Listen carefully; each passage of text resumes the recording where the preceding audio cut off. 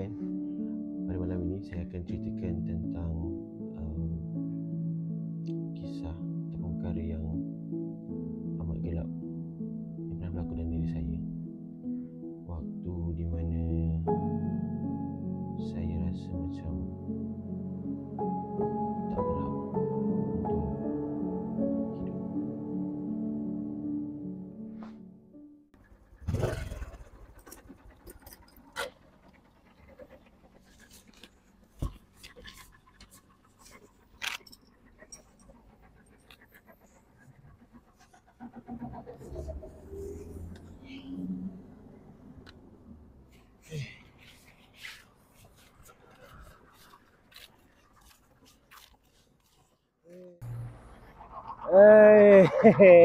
Baik aku ni. Baik. Apa yang salah?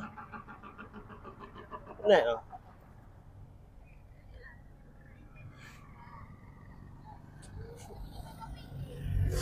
Tapi apa aku pula yang salah? Kenapa salah aku pun?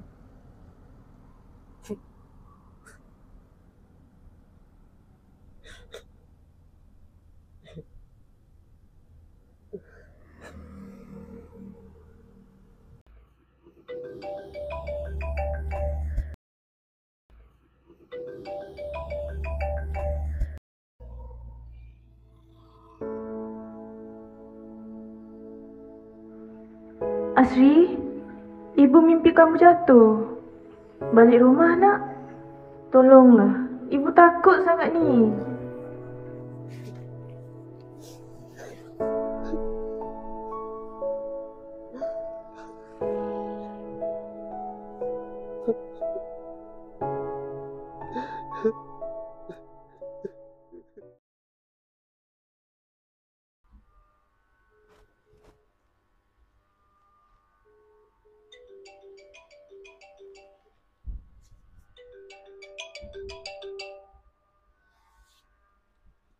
Assalamualaikum. Ini Asri kan? Saya Dr. Harish, kaunselor universiti.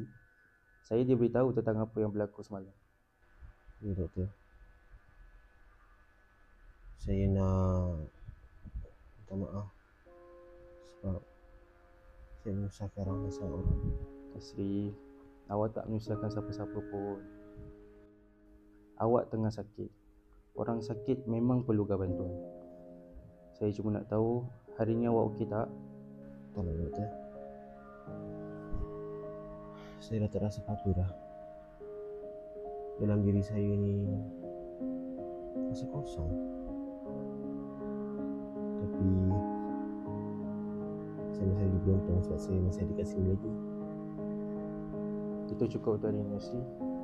Kalau awak sudi, boleh tak awak luangkan masa dengan saya? Teman awak ke klinik esok. Kita boleh sembang, luangkan masa sama-sama, lupakan masalah awak. Baiklah doktor. Saya datang nanti. Bagus. Saya tunggu esok. Ingat ya Asri, awak tak berseorangan dalam hal ini.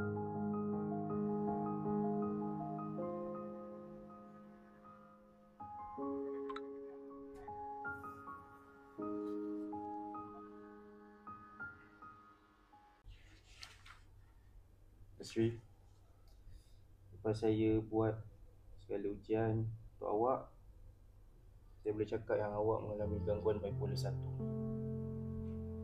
Mania awak ni aktif, tapi kemurungan awak sangat dalam.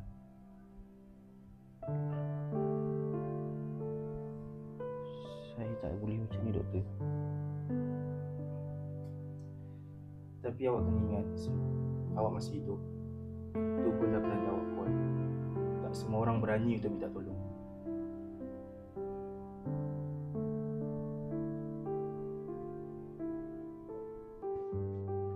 Jadi saya mulakan rawatan.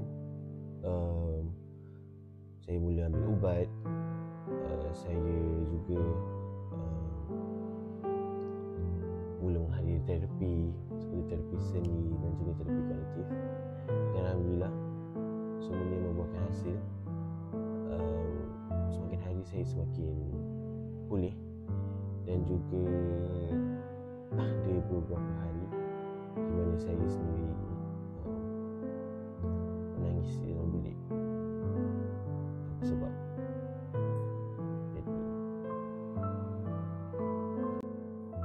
saya belajar tentang perasaan, tentang corak tidur saya, tentang bila otak saya mula berlari dan bila saya mula jatuh. Saya catat semuanya, hari demi hari.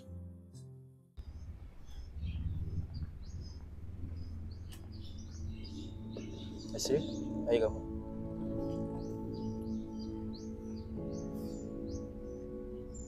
Tak apa Asri, tak apa kalau awak sakit.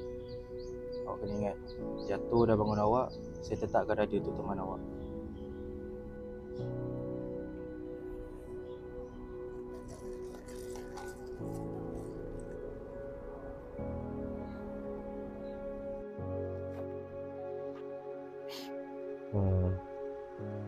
waktu tu saya rasa macam diri saya ni dah hancur, dah macam tak layak untuk hidup. Tapi apa yang sebenarnya berlaku adalah saya dalam proses untuk bentuk diri saya sendiri semula. Jadi untuk episod hadapan saya akan menceritakan lagi macam mana saya boleh pulih dan juga dapat meletakkan hidup saya kembali. Dan saya sedar juga bahawa saya layak untuk bahagia.